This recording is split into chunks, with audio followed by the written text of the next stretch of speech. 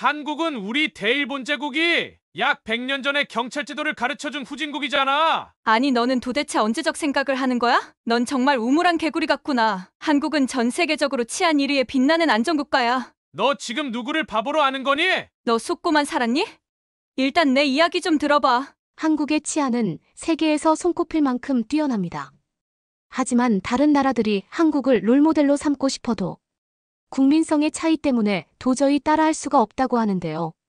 오늘 소개해드릴 사연은 딸과 함께 한국을 여행했던 일본 여성의 경험담입니다.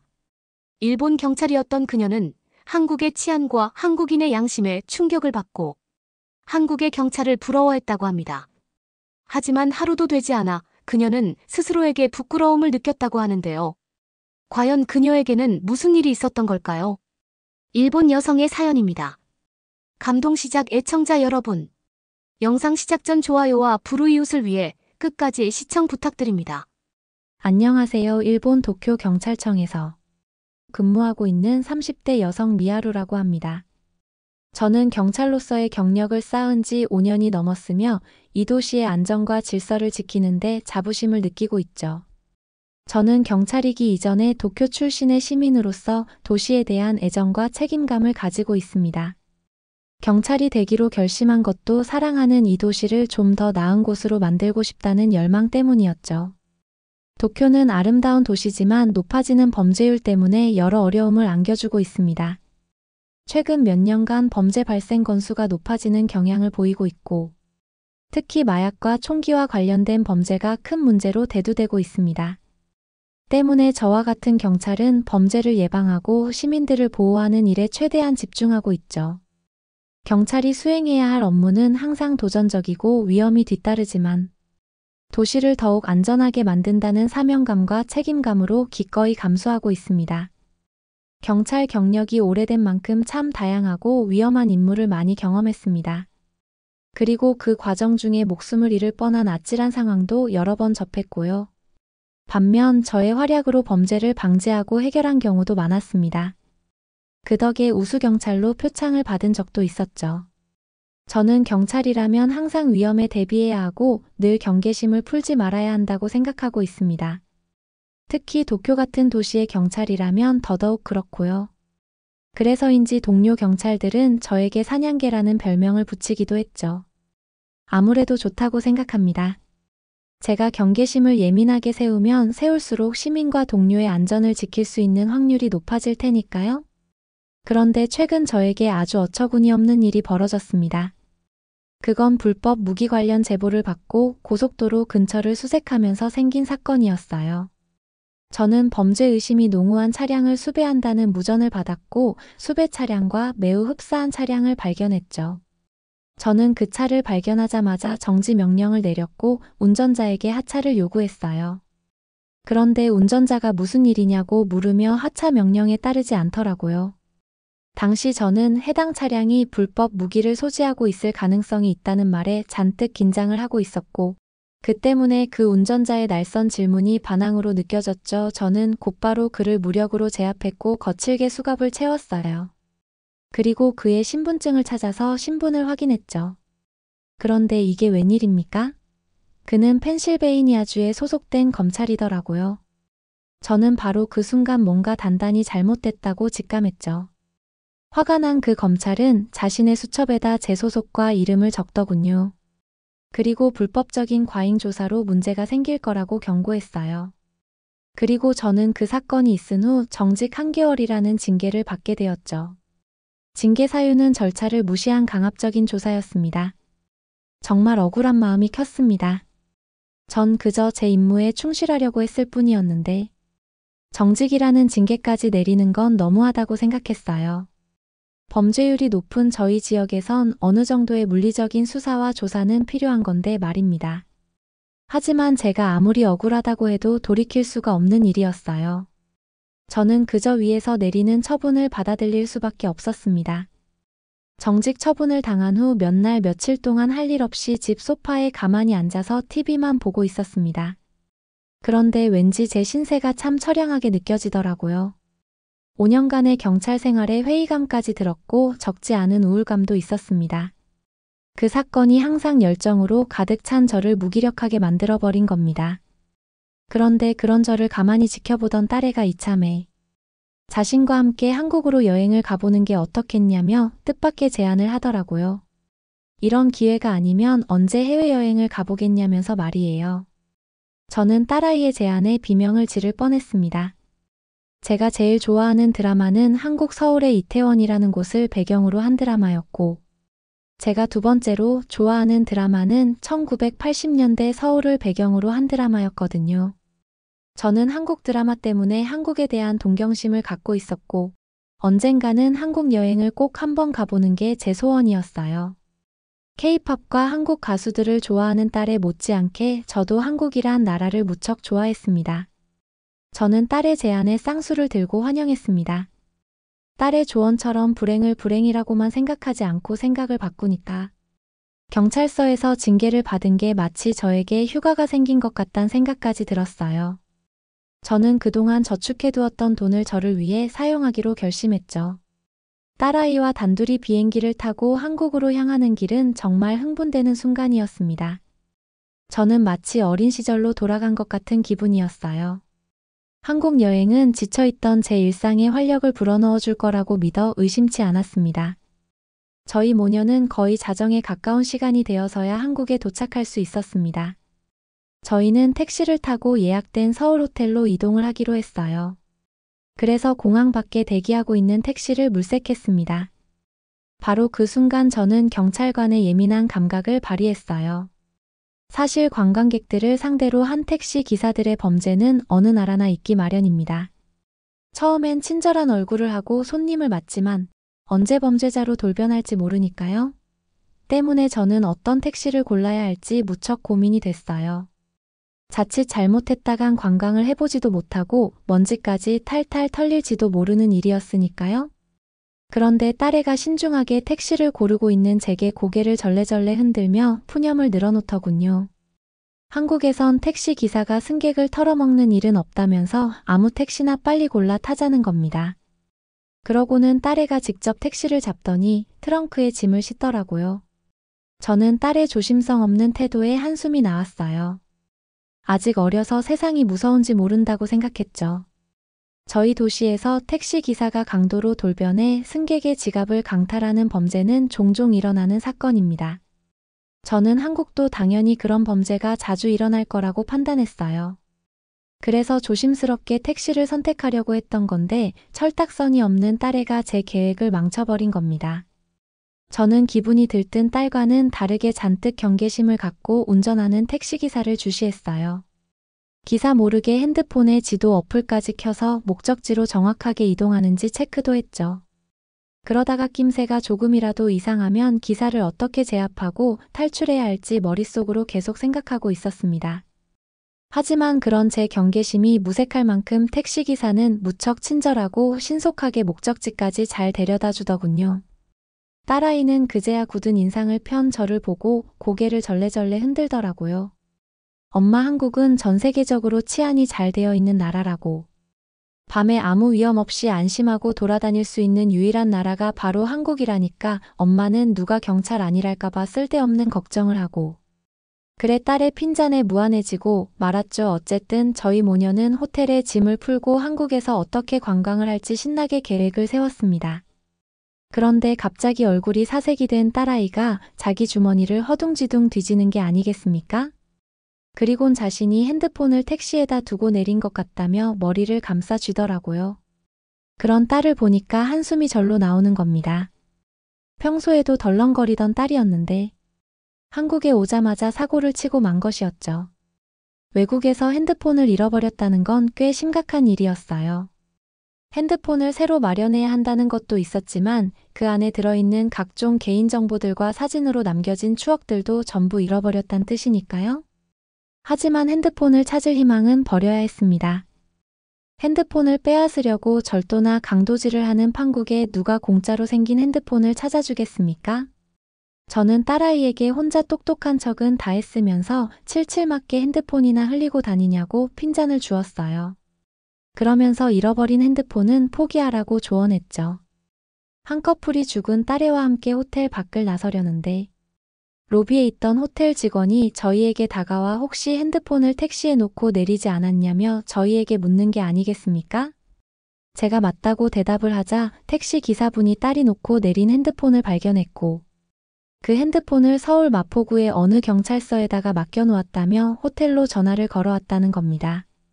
그리고 저와 딸의 인상착의를 설명한 뒤 저희를 찾으면 핸드폰을 맡겨두었다고 말해달라고 부탁을 했다는 거였어요.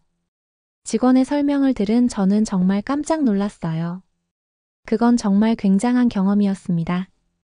잃어버린 핸드폰을 슬쩍 주머니에 넣은 게 아니라 오히려 찾아주기 위해 경찰서에 맡겨두었다니요.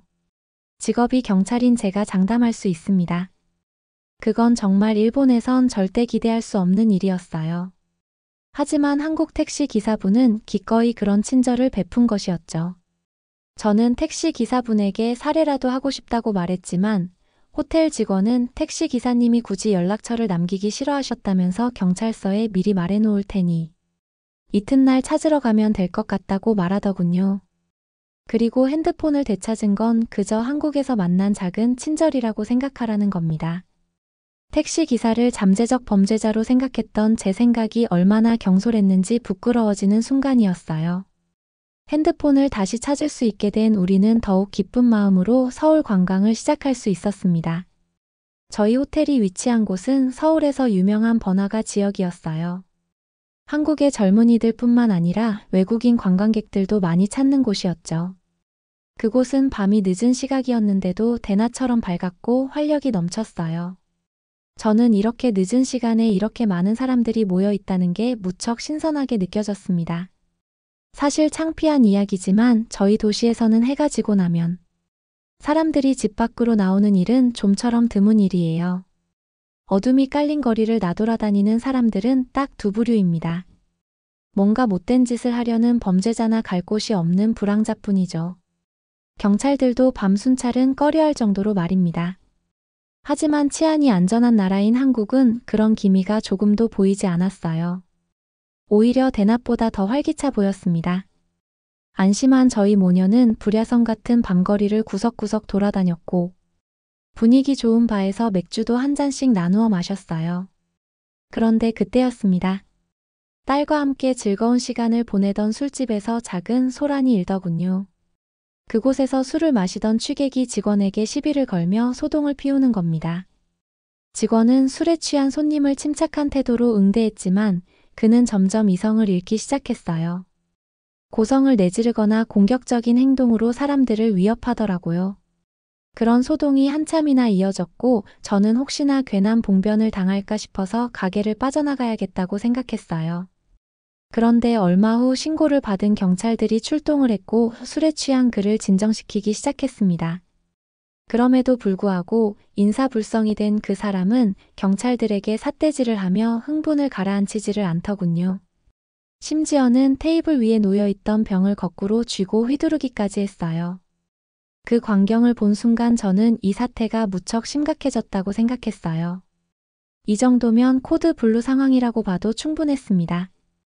코드 블루는 매우 심각한 위협이나 위험한 상황을 나타내는 도쿄 경찰 코드 중 하나입니다. 이 코드는 즉시 도움이 필요하다는 의미를 가지며 경찰들 사이에서 긴급 상황을 통보하기 위해 사용되고 있어요. 즉 경찰이 물리적인 방법을 사용해도 아무 상관이 없다는 뜻이었죠. 하지만 그는 경찰 앞에서 위협적인 행동을 멈추지 않았고 저는 그 취객이 경찰의 총을 맞고 쓰러질 거라고 생각했어요. 만약 저였다면 바로 그렇게 제압을 했을 테니까요. 그런데 한국 경찰은 제 예상과는 완전히 다르게 행동을 하더군요. 그들은 이성을 잃은 그에게 계속 부드러운 말투로 대화를 시도하는 행동을 멈추지 않았어요. 마치 떼를 쓰는 어린애를 달래는 것처럼 말이에요. 저는 한 손에 무기를 든 취객에게 총을 꺼내지 않는 한국 경찰들이 너무 무능력하다고 생각했습니다. 빨리 조치를 취하지 않으면 엉뚱한 사람이 다칠 수도 있으니까요. 그럼에도 불구하고 한국 경찰들은 끊임없이 말을 걸고 설득했어요. 그런데 얼마 후 정말 놀라운 일이 벌어지더군요. 난동을 피우던 그 취객이 경찰 말에 귀를 기울이는가 싶더니 이내 병을 테이블 위에 내려놓고 경찰들에게 고개를 숙이더라고요.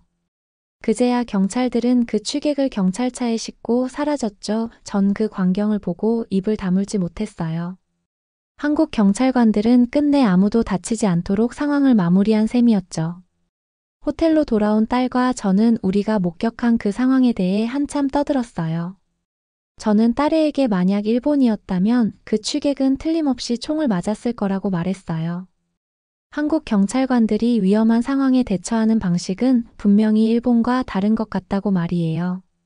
하지만 20년간 경찰에 몸담았던 저도 어떤 게 옳은 방법인지 확신할 수 없었어요. 이튿날 날이 밝자마자 저희 모녀는 딸의 핸드폰을 찾으러 경찰서를 방문했죠. 그런데 그 경찰서에는 지난밤 술집에 취객을 싣고 가던 그 경찰관들이 있더라고요. 저는 딸의 핸드폰을 건네받으며 도저히 궁금증을 참지 못하고 그들에게 질문을 던졌습니다. 제가 도쿄의 현역 경찰관이고 취객을 상대하는 당신들의 방식을 목격했다고 말했습니다. 그리고 왜 위험해 보이는 취객을 물리적으로 제압하지 않았냐고 물었어요. 그러자 나이가 지긋해 보이는 경찰관이 그렇다고 취객한테 어떻게 수갑부터 채울 수 있겠냐며 껄껄 웃더군요. 그리고 자신들의 관내에는 취객이 소동을 피우는 사건이 자주 벌어지지만 사실 알고 보면 그들은 흉악범이 아니라 평범한 시민에 불과하다는 겁니다. 자신들에게 닥친 힘들고 슬픈 일들을 술로 잊으려다가 실수를 한 것뿐이라며 그들의 행동이 진심이 아니라는 걸 척 보면 알 수 있다는 거였죠. 만약 그들의 행동이 선을 넘었다면 곧바로 제압을 했을 거라면서 말이에요. 그 경찰관은 저희 모녀에게 따뜻한 한국식 커피를 한 잔씩 내어주면서 한국 경찰은 일본 경찰과는 무척 다르다는 겁니다. 예를 들면 지난주에는 어느 할머니가 보이스피싱에 속아서 돈을 인출하러 갔다는 신고를 받고 그 노인을 찾기 위해 경찰관들이 총출동해서 관내의 모든 은행을 뒤진 적도 있다더군요. 그리고 결국 그 할머니를 찾아서 보이스피싱 피해자가 될 뻔한 일을 막았다는 거였죠. 또는 길을 잃어버린 치매 노인분의 집을 찾아주기 위해 동네를 샅샅이 수색하기도 하고 실수로 귀중품을 쓰레기통에 버린 사람에게 도움을 주기 위해 쓰레기 집화장을 뒤지기도 한다는 거였죠. 저는 그 말을 듣고 정말 깜짝 놀랐습니다. 한국 경찰은 정말 세심하게 시민들을 대한다는 생각이 들었습니다. 한국에는 흉악 범죄도 벌어지긴 하지만 이렇게 도움을 구하는 소시민들도 많다는 의미였어요. 때문에 무작정 강력한 제압을 하는 것보다 그 사람의 심리와 상태를 살피는 것도 경찰로서 무척 중요한 덕목이라는 겁니다. 그 경찰관은 30년째 경찰관으로 근무를 하고 있었다며 자신이 경찰관으로서 보고 느낀 점을 담담하게 이야기해 주시더군요. 저는 그분의 말을 들으며 마음속 깊은 곳에서 퍼져나오는 울림을 느꼈어요. 물론 큰 범죄가 자주 일어나는 일본의 상황과는 많이 다르겠지만 경찰로서 시민의 안전을 지킨다는 관점을 다시 한번 정립할 수 있는 순간이었습니다. 저는 그 자리에서 한국 경찰관분과 대화를 주고받으며 피가 되고 살이 되는 이야기를 많이 들었어요. 그리고 제 자신을 되돌아볼 수 있는 계기로 삼을 수 있었죠. 저는 한국에서 딸아이와 함께 여행을 즐기며 재충전의 시간을 가질 수 있었어요. 그리고 일본으로 돌아온 저는 징계 기간을 마치고 자랑스러운 도쿄 경찰관으로 다시 복귀할 수 있었습니다. 하지만 예전과는 달리 조금 더 유연한 사고를 갖기 위해 노력했어요. 후드티를 썼다고 무조건 뒷주머니에 권총이 있는 게 아니며 문신에 뒤덮여 있다고 무조건 범죄자가 아니라는 점을 깨닫게 된 것이었죠. 그리고 그것은 경찰관이 악질 범죄자를 철창에 집어넣는 심판자만이 아니라 선량한 시민에게 어떤 도움이 필요한지 꼼꼼하게 살필 줄 아는 경찰관이 될 수 있는 계기가 되었습니다. 한국을 경험한 후에 한 단계 더 성장한 경찰관이 된 것 같은 기분이 들었어요. 앞으로 은퇴할 때까지 제 임무에 최선을 다하며 편안한 이웃 같은 경찰관이 될 수 있도록 노력할 생각입니다. 제게 긍정적인 영감을 준 한국과 한국 경찰관들에게 경의를 표합니다. 여러분은 이번 사연을 통해 어떤 것을 느끼셨나요? 딸과 함께 한국을 여행했던 일본 여성의 사연이었습니다. 그녀는 경찰 일을 하면서 많은 사건을 겪었던 만큼 한국 여행에서 모든 순간 긴장의 끈을 놓지 않았습니다.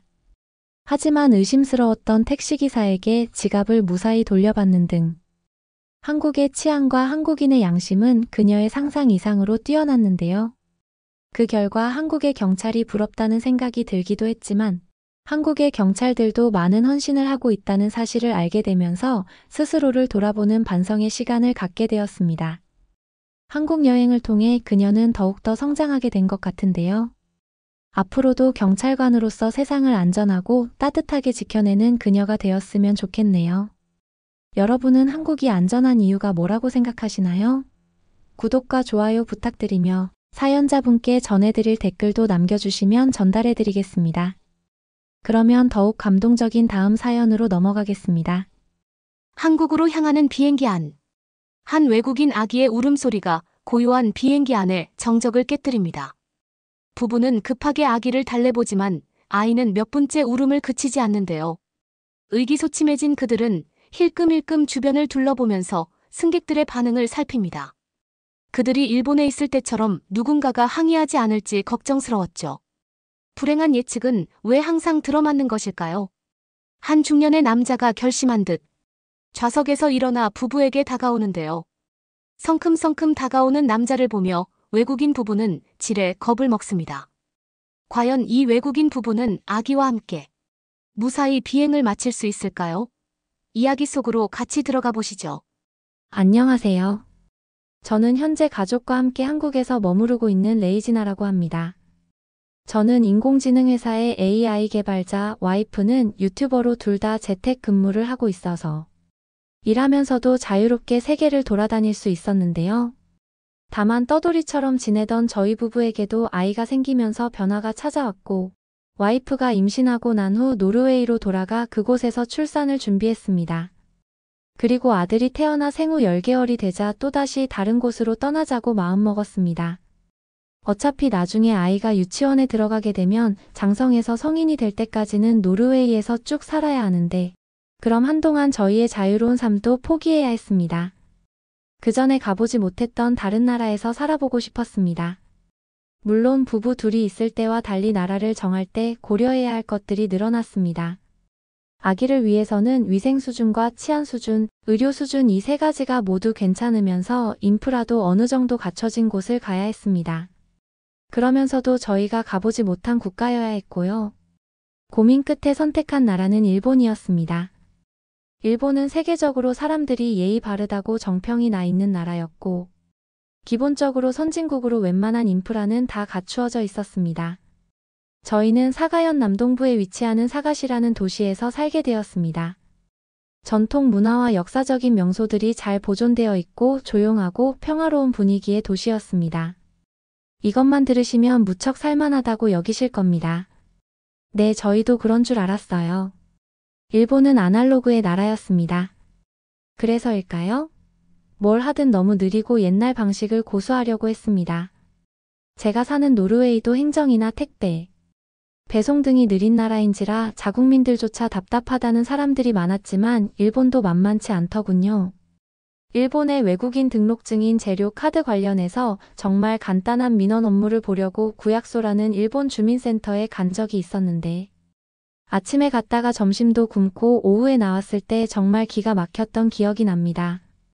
그 외에도 음식점이든 옷가게든 현금을 요구하는 경우가 많아 항상 동전 지갑을 가지고 다녀야 했고 통장에서 돈을 빼서 써야 했으니 ATM 수수료도 나갔죠. 게다가 저희는 유럽 통화인 유로로 소득을 얻는 사람이었기 때문에 환전도 자주 해야 해서 또 환전 수수료도 많이 나갔습니다. 뭔 놈의 수수료가 이렇게 비싼지 이해가 안 되더군요. 여기에 일본 문화 특유의 눈치를 많이 봐야 하는 점도 힘들었습니다. 일본은 흔히 말해 조용하고 예의 바르다는 이미지가 있었는데 그 이미지 이면에는 민폐를 끼치면 안 된다라는 사고 방식이 강하게 자리 잡고 있었습니다. 문제는 이게 남한테도 만만치 않게 깐깐하다는 겁니다. 일례로 예를 들자면 일본의 전철과 버스는 지나칠 정도로 조용합니다. 만약 전화라도 울린다 치면 사람들이 모두 무시무시한 얼굴로 그 사람을 째려보죠. 저도 급한 연락이 와 어쩔 수 없이 작은 목소리로 소곤거리며 통화를 한 적이 있었는데 중년의 아주머니께서 매서운 눈으로 저를 째려봐 식은 땀이 흐르더군요. 물론 공공장소에서 큰 소리로 떠들면 안 되겠지만 부득이한 상황은 이해해주면 참 좋을 텐데 매정하게도 그런 부분에 있어서 배려가 없더군요.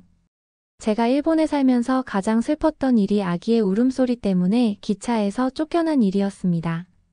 주말 여행을 다녀올 예정이었던 저희 가족은 기차를 오를 때만 해도 설레는 기분이었습니다. 아기가 어렸으니 먼 곳을 다니면서 여러 곳을 구경하진 못해도 료칸 같은 곳에서 머물며 온천 여행 정도는 즐길 수 있을 것 같았죠. 하지만 아들이 갑자기 중간에 울음을 터뜨리자 일제히 사람들이 저희를 싸늘한 눈빛으로 쳐다보고 있었습니다. 대놓고 짜증을 부리거나 호통을 치는 건 아니었지만 저렇게 아무 말 없이 노려보는 게 더 무서웠습니다. 저와 와이프는 어떻게든 아들을 달려보려고 애썼지만 아기는 쉽게 울음을 그치지 않았습니다. 우리 부부는 좌석칸을 나와 아이를 10분 가까이 달랬고 마침내 아들이 울음을 멈췄습니다. 안도의 한숨을 쉬는 그때 철도 승무원이 조용히 다가왔습니다. 저희 승객 중 몇 분이 아기 울음소리 때문에 항의하셨어요. 죄송하지만 10분 뒤 정차하는 역에서 내려주셨으면 합니다. 저희는 깜짝 놀라면서 이제 아이가 그쳤다고 열심히 해명했지만 승무원은 죄송하다는 말만 반복하며 내릴 것을 요구했습니다. 결국 저희는 다음 역에서 내릴 수밖에 없었습니다. 기가 막혔습니다. 아무리 아기가 울었다고는 하지만 이게 이렇게 내칠 일인가요? 저희는 자리에 있으면 사람들 눈치가 보일까봐 좌석칸을 나와서 달랬는데 그것조차도 고깝게 보고 노려보는 사람이 있더니 기어이 승무원에게 클레임을 건 모양이었습니다. 결국 저희는 택시에 5,000엔 그러니까 한국 돈으로 약 5만 원 이상의 돈을 지불하고 겨우 여행지에 도착했습니다. 저희는 그 뒤로 일본 지역 여행은 꿈도 꾸지 못했고 지낸 지 6개월 정도 되자 너무 불편해서 더는 못 있겠다는 생각이 들었습니다. 저희는 예전에 살았던 폴란드로 떠날 생각이었습니다. 저희 부부가 결혼한 이후 처음으로 갔던 나라를 또 가게 되는 것이었는데 어쩔 수 없었던 것 같습니다. 의료시설, 인프라 등을 고려해서 가족이 함께 지내기에는 그나마 괜찮은 도시였으니까요. 폴란드로 가기 전 저희는 한국에 들러 일주일간 관광을 하고 갈 생각이었습니다. 특히 한국 드라마를 좋아해 한국어 공부까지 했던 저희 와이프는 드디어 꿈꾸던 나라를 볼 수 있다는 생각에 무척 들떠 있었습니다. 저희 와이프가 이토록 한국을 좋아하면서도 거주지로 택하지 않았던 이유는 한국과 일본이 서로 옆이다 보니 나라 정서가 비슷하지 않을까라는 우려 때문이었습니다. 일본 기차를 탔을 때와 또 비슷한 일이 생길까봐 무척 두려워했습니다. 그래서 그냥 여행지로서만 짧게 즐기기로 마음먹은 것이죠. 대한항공 인천행 비행기를 타려고 탑승 게이트에 서자 와이프가 맨날 일본어만 듣다가 한국말이 들리는 게 신기하다면서 설레했습니다.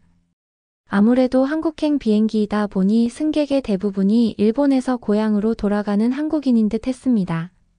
마침내 비행기에 탑승한 저희는 제발 이번에는 아기가 울지 않기를 바랐어요. 한국과 일본은 가까워서 고작 1시간만 비행할 뿐이었지만 밤시간 비행기였기 때문에 자는 승객들도 있었을 테니까요. 그러나 아들은 저희의 희망을 저버리고 비행기를 탄 지 20분 만에 바로 칭얼거리기 시작했습니다. 또다시 일본 기차에서 겪었던 악몽이 재현되는 것 같았죠. 아기의 칭얼거리는 소리는 갈수록 커지더니 결국 큰 소리로 울음을 터뜨리고 말았습니다. 주변을 살펴보니 화들짝 놀라 잠에 깨는 사람들, 대체 무슨 일인가 싶어 고개를 요리조리 돌리는 사람들이 속출했습니다. 점점 눈치가 보이기 시작한 저희는 아이에게 제발 그쳐달라고 애원하면서 달래는 수준에 이르렀습니다. 그리고 그때 중년의 한 남성이 벌떡 일어나 저희에게 걸어오기 시작했습니다. 저희 부부는 아기 울음소리 때문에 화가 난 거라고 생각하고 겁을 먹은 눈빛으로 그를 쳐다봤습니다. 성큼성큼 걸어온 남자는 갑자기 손을 뻗었습니다. 우리를 때리려는 줄 알고 와이프와 아내를 보호하며 눈을 질끈 감았죠. 하지만 눈을 떠보니 남자는 두 팔로 마치 아기를 포옹하고 싶다는 자세를 취하며 외국어로 말을 걸었습니다. 이를 옆에서 듣고 있던 와이프는 저 한국인이 아기를 달래주고 싶어 한다고 안아봐도 되겠냐고 물어보는 거라고 했습니다. 평소 같으면 모르는 사람한테 절대 아기와의 스킨십을 허용하지 않았겠지만 아기가 우는 정신없는 상황이었기 때문에 저희는 얼떨결에 아기를 아저씨에게 안겨주었습니다. 이 한국인 아저씨는 굉장히 능숙한 손길로 아기를 안고 달랬습니다. 남자가 둥가둥가 해주며 아이를 달래자 아기는 점점 울음을 그치기 시작했습니다. 달래 아기를 다시 저희에게 넘기려고 했지만 저희 아들이 아저씨에게 꼭 붙어 떨어지지 않으려고 했습니다. 제가 억지로 떼내려고 했으나 다시 울기 시작했죠. 아저씨는 결국 다시 저희 아기를 안았습니다.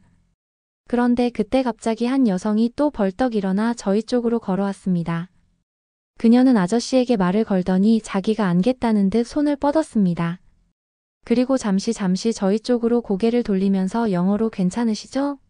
라고 물었죠. 아마도 아저씨가 힘드신 것 같아 도와주려는 듯 했습니다. 저희가 고개를 끄덕이며 승낙하자 아들을 받아든 여성은 아저씨가 한 것처럼 능숙한 손길로 아이를 안으며 한국어로 자장가를 불렀습니다.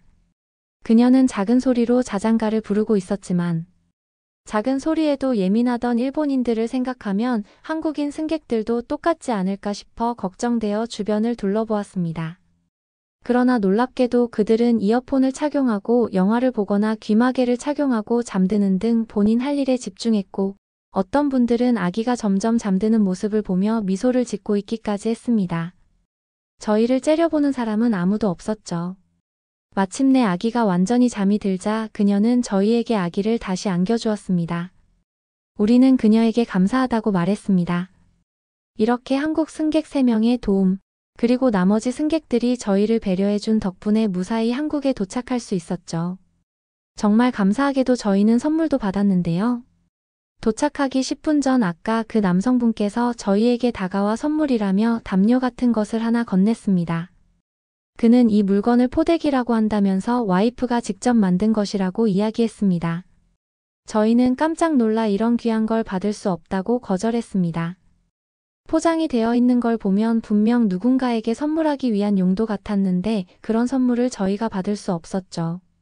그 남자는 자기 집에 많으니 괜찮다면서 계속 저희에게 건넸기 때문에 거절하기가 힘들었습니다. 감사하는 마음으로 선물을 받자 곧 남자는 휴대폰으로 영상을 찾아 어떻게 사용하는지를 보여줬습니다. 이 물건이 있으면 아기를 쉽게 재울 수 있을 거라 이야기했죠. 인천에 도착한 다음날 저희는 이 포대기라는 걸 써봤습니다. 본래 저희는 한국에서 유모차를 렌탈할 생각이었지만 포대기를 메고 다니니 아기가 전혀 투정을 부리지 않아 한국에 있는 내내 이 포대기를 애용했어요. 그리고 일주일 동안 한국에서 시간을 보내면서 한 가지 결정을 내렸습니다. 폴란드가 아닌 한국에서 단기간 살아보기로 결심한 것이죠. 아이와 함께 다녀보니 한국은 옆 나라이면서 일본과 확연하게 다른 게 알겠더군요. 한국 사람들은 큰 소리로 통화하지 않는 이상 작은 말소리 정도는 대중교통을 이용해도 그다지 예민하지 않았고 아기가 신이 나 웃음소리를 내도 째려보기보다는 사랑스럽다는 듯이 쳐다보는 어르신들도 많았어요. 저는 이런 나라라면 거주하면서 아이를 키워도 되지 않을까 싶었어요. 일단 한국은 180일 동안 무비자 입국이 가능한 나라이기 때문에 6개월 동안 살아본 뒤 노르웨이로 돌아가 결정을 내릴 예정입니다. 어차피 비자를 새로 발급받으려면 노르웨이에 한 번은 돌아가야 했으니까요. 저희는 현재 2달 동안 한국에서 지냈는데 아마도 큰 변수가 생기지 않는 이상 한국을 다시 찾게 될 것 같네요. 그러면 더욱 재미있는 다음 사연으로 넘어가겠습니다. 스위스의 한 공항. 스위스 승무원인 여성이 다른 승무원 동료들과 이야기를 나눕니다. 넌 이제 하다하다 갈 데 없어서 한국 항공사에 가? 그냥 이 정도면 미안하지만 승무원 그만두고 다른 일 알아보는 게 어때? 친구들이 무시하는 분위기인데요. 하지만 무시당하는 승무원 여성은 별 신경을 쓰지 않습니다. 어쩌다가 이 승무원은 한국을 간다고 하는 걸까요? 어떤 사정이 있었는지에 대한 사연 시작하겠습니다. 안녕하세요. 로제입니다. 불과 몇 년 전이지만 마치 하루하루가 정말 평생 같고 지옥 같았던 그때로 돌아가 보겠습니다. 2020년은 팬데믹과 함께 시작되었습니다. 저는 스위스에서 네덜란드로 향하는 비행기에서 승객들에게 서비스를 제공하면서 구름이 높은 곳에서 동료들과 함께 새해를 맞이했습니다. 기내 조명이 어두워지고 비행기 엔진의 부드러운 윙윙거리는 소리가 배경에 깔렸으며 멀리 보이는 도시의 불빛이 평온한 그림을 그렸습니다. 그때는 세상이 혼돈의 위기에 처해 있다는 사실을 거의 알지 못했습니다. 3월 중순쯤 되자 정체불명의 바이러스에 대한 속삭임은 귀를 의심케 하는 헤드라인으로 바뀌었습니다. 전 세계는 도시가 봉쇄되고 국경이 폐쇄되는 상황을 믿지 못한 채 지켜보았어요. 북적이는 활동의 중심지였던 공항은 하룻밤 사이에 유령 도시가 되었습니다. 항상 제한식처였던 하늘은 이제 출입 금지가 되었습니다. 제가 수년간 몸담았던 델타 항공은 운항을 중단하기 시작했습니다. 동료들과 저는 이것이 일시적일 거라는 희망에 매달렸습니다. 하지만 몇 주가 지나고 몇 달이 지나자 현실이 닥쳐오기 시작했습니다. 정리해고가 시작되었고 끈끈하게 뭉쳐있던 승무원들이 뿔뿔이 흩어지기 시작하면서 각자가 뒤집어진 세상에서 제자리를 찾으려 애쓰고 있었습니다. 공식 통지서를 받던 날을 기억합니다. 손에 든 종이의 무게가 보기보다 훨씬 더 무겁게 느껴졌어요. 유감스럽게도 라는 문구가 흐릿해지면서 눈물이 쏟아졌습니다. 그토록 열심히 일해온 꿈의 직장과 그 직장을 중심으로 쌓아온 삶이 제 소나기에서 빠져나가는 것 같았습니다. 역시 그 순간보다는 밤이 되면 가장 힘들었습니다. 토론토에 있는 저희 아파트의 정적은 비행기 기내의 익숙한 소리와 극명한 대조를 이루었습니다. 동료들의 웃음소리, 승객들의 수다, 광활한 하늘을 떠올리게 하는 가끔씩의 난기류도 그리웠습니다. 제 가장 친한 동료 세르비나는 중국의 동방항공 추비르는 일본의 항공사에 취직을 했습니다. 저는 2군데 지원을 했지만 떨어졌었고 저의 생활은 더욱더 암울해졌습니다. 하지만 절망 속에서도 한 줄기 희망이 떠올랐습니다. 다른 회사 승무원 중 한 명이 한국에서의 기회를 언급했습니다. 처음에는 말도 안 되는 생각처럼 보였습니다.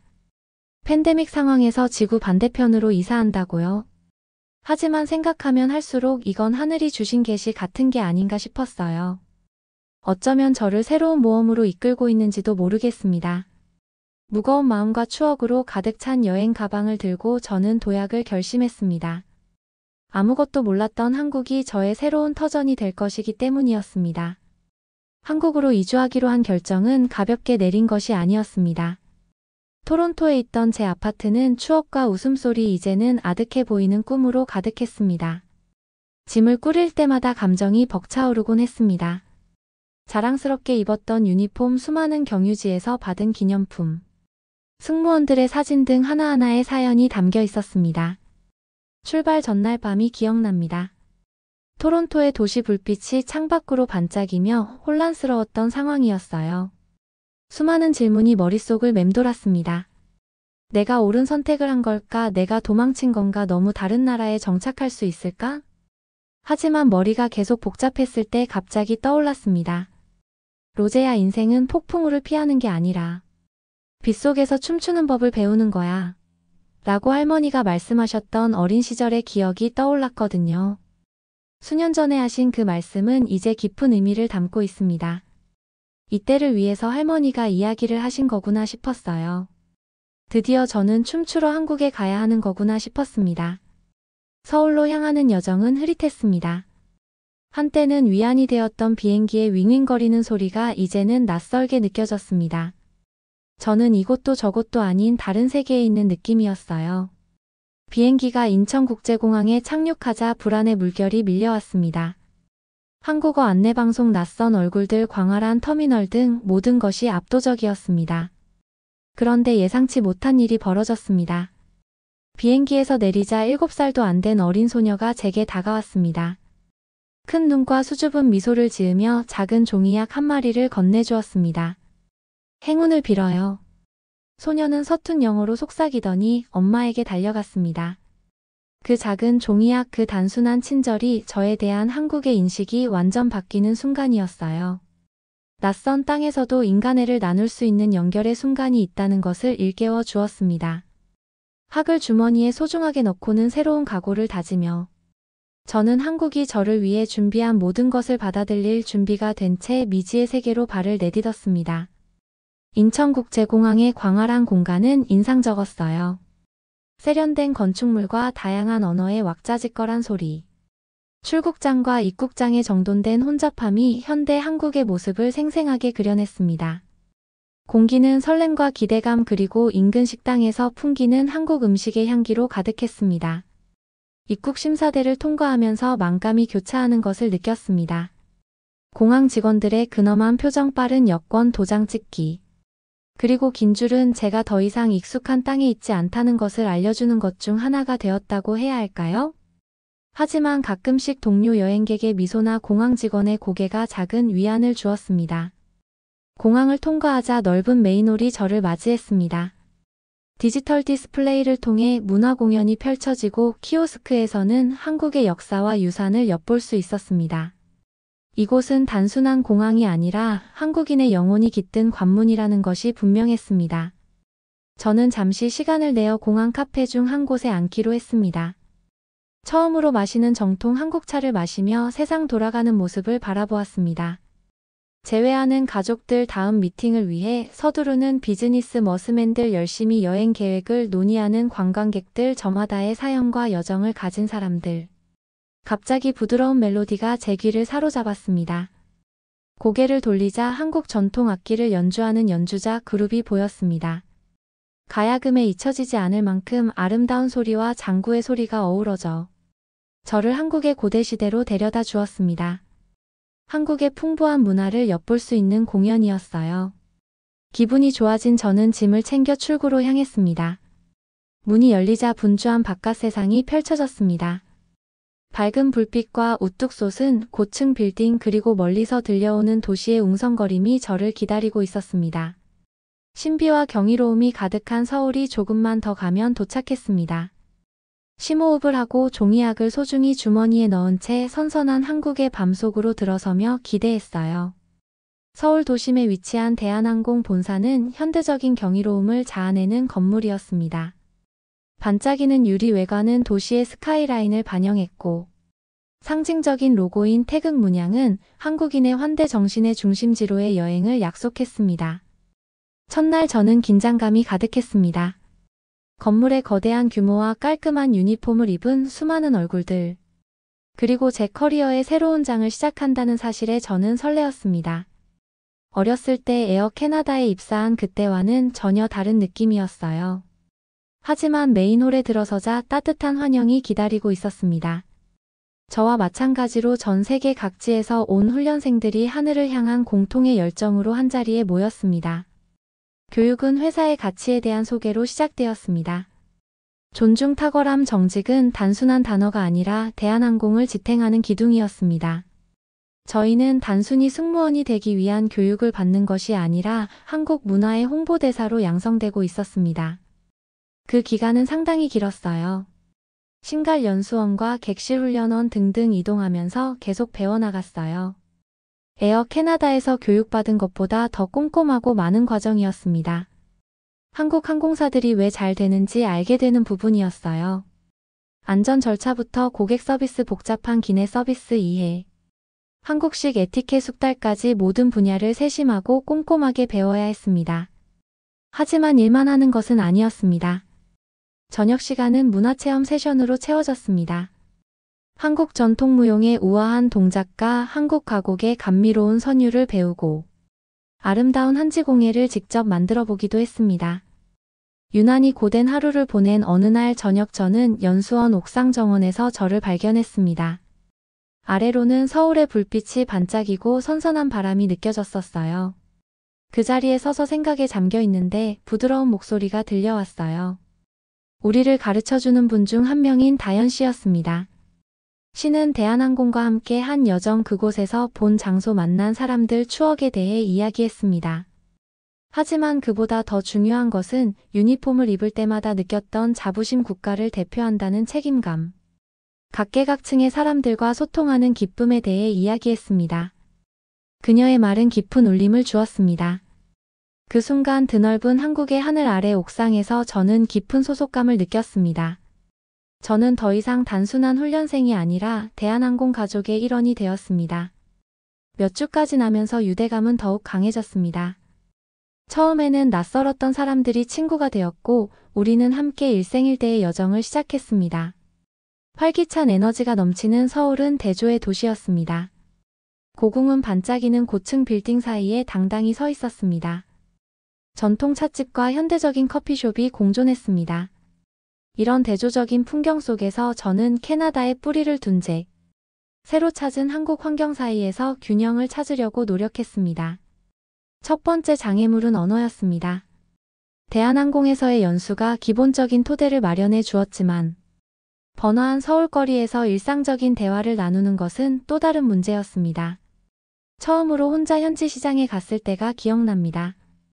몇 마디 말과 몸짓으로 무장한 채 신선한 농산물을 사려고 했죠. 실수로 사과를 1개가 아닌 10개를 달라고 하는 등 우스꽝스러운 실수를 거듭한 끝에 과일이 가득 담긴 가방과 함께 웃음과 추억이 가득한 마음을 안고 시장을 떠났습니다. 음식도 또 다른 즐거운 도전이었습니다. 풍부한 맛과 다양한 식감을 자랑하는 한식은 정말 너무 맛있었어요. 김치의 매콤한 맛부터 삼계탕의 포근한 온기까지 모든 음식에는 스토리가 담겨 있었습니다. 어느 날 저녁 다현 씨가 저를 집으로 초대해 저녁 식사를 대접했던 기억이 납니다. 식탁에는 사랑과 정성으로 차려진 다양한 요리가 가득했습니다. 함께 이야기를 나누고 음식을 먹으면서 한국에서 식사는 단순히 생계를 위한 것이 아니라 관계, 전통 가족을 위한 것이라는 것을 깨달았습니다. 하지만 언어와 음식을 넘어 제 마음을 움직인 것은 한국 문화의 무형적인 측면이었습니다. 깊은 공동체 의식 우서른을 공경하는 마음, 조화와 균형의 중요성 등 일상생활에서 느낄 수 있는 가치들이 저에게 깊은 울림을 주었습니다. 인사할 때 고개를 살짝 숙이고 전통 다도의 차분함을 즐기고, 심지어 지역 축제에 참여해 한복을 입고 전통북의 리듬에 맞춰 춤을 추는 저를 발견했습니다. 가장 가슴 뭉클한 순간 중 하나는 한국의 추수감사절인 추석 때였습니다. 다현의 가족은 저를 집으로 맞아주었고 함께 조상님께 차례를 지내며 지난 이야기를 나누고 좋은 이야기를 해주었어요. 여러 가지 음식들을 대접해 주셨는데 저는 송편이라는 떡이 너무 맛있었어요. 다현 씨의 가족들의 따뜻한 품에 안겨 그 자리에 서 있는 동안 저는 정말 너무 행복했어요. 이게 한국인의 정인가 싶었으니까요. 가족과 수천 마일 떨어져 있었지만 바로 그곳에서 저는 집처럼 편안함을 느꼈습니다. 그리고 바로 다음 주에 중국과 일본 항공사로 갔던 친한 동료인 세르비나와 추비르와 화상 통화를 통해 서로의 안부를 묻기로 했습니다. 새로운 곳에서 적응을 잘하나 싶어서 저는 궁금했습니다. 하지만 통화가 진행되면서 이들의 여정이 생각만큼 순탄치 않았다는 것을 알게 되었습니다. 중국의 동방항공에 입사한 세르비나는 한숨부터 내쉬며 이야기를 시작했습니다. 중국 항공산업의 빠른 성장은 정말 좋아. 그래서 기술과 인프라는 최고 수준이지만 업무 문화는 전혀 달라. 근무 시간도 길거나 장벽도 너무 어려워. 고객님들도 거의 중국어로만 대답을 해. 그리고 매너가 너무 없고 지저분하고 비행기 탈 때도 위험한 상황이 한두 번이 아니었어. 그리고 음식도 너무 나랑 맞지 않아. 일단 더럽다고 해야 하나. 가장 일본을 좋아하고 관심 있어 해서 일본 항공사에 취직한 추비르가 침울한 어조로 말을 이어갔습니다. 나도 세르비나의 감정에 공감해. 일본은 아름답고 전통에 대한 존중은 존경할 만해. 하지만 업무 환경은 엄격하고 깨어있지가 않아. 마치 90년대 느낌이야. 예전부터 있던 위계 질서가 있고 나는 외국인이어서 그런지 종종 어울리지 못하고 있어. 단순한 친근한 제스처도 때때로 잘못 해석되어서 오해를 산다니까. 그래서 이래야 되냐 저래야 되나. 매일매일 다시 생각하게 되는 게 힘들어. 세르비나와 추비르는 델타 항공에서 나눈 동료의 의사소통의 용이성, 문화적 경계를 초월한 상호 존중에 대해 이야기했습니다. 두 사람은 익숙한 얼굴, 함께 나누던 농담, 수년간 함께 일하며 쌓은 이해가 그립다고 했습니다. 그들의 이야기를 들으면서 저는 만감이 교차하는 것을 느꼈습니다. 비교적 순조롭게 한국에 적응한 것에 대한 감사함, 그들의 어려움에 대한 공감, 그리고 우리가 나눈 유대감에 대한 새로운 감사가 느껴졌습니다. 두 사람의 이야기를 들으며 제 한국에서의 경험을 되돌아보지 않을 수 없었습니다. 적응은 놀라울 정도로 순조로웠습니다. 전통과 현대가 조화를 이룬 대한항공은 지원적인 환경을 제공했습니다. 팀워크와 개성에 대한 존중을 강조하고 외국인 직원들을 통합하려는 회사의 노력은 큰 차이를 만들었습니다. 교육은 승무원으로서의 역할뿐만 아니라 한국 문화를 이해하고 감상하는 데 중점을 두었습니다. 제 경험을 공유하면서 세르비나와 추비르의 목소리에서 부러움의 기운을 느낄 수 있었습니다. 한국은 진짜 좋다. 세르비나는 그리움이 묻어나는 목소리로 말했습니다. 추비르는 한류에 대해 많이 들었는데 항공업계에서도 그 영향력을 발휘하고 있는 것 같아 역시 한국이 좋구나 라고 이야기했습니다. 세르비나와 추비르는 지원적인 직장 문화 기술 발전 한국인의 삶을 경험하고 싶어 했습니다. 웃음과 희망 그리고 언젠가 같은 한국의 하늘 아래에서 다시 만나고 싶다는 이야기로 통화를 마무리했습니다. 사연자분께서 한국에서 잘 적응 잘하시면서 잘 지냈으면 좋겠습니다. 세르비나 씨와 추비르 씨도 한국으로 오셨으면 더 좋겠네요. 이런 한국에 대한 인식이 앞으로 더 좋아졌으면 좋겠습니다. 여러분은 어떻게 보셨나요? 응원과 격려의 한마디씩을 댓글로 남겨주시기 바랍니다. 사연자분들에게 전달해드리겠습니다. 실제 사연 제보를 받고 있습니다. 채택되신 분께는 작은 선물도 보내드리고 있습니다. 저희의 사연이 여러분의 하루에 작은 힘이 될 수 있었으면 좋겠습니다. 감동적인 사연을 주변 분들과 이야기 나눠보세요. 더욱더 좋은 영상으로 다시 찾아뵙겠습니다.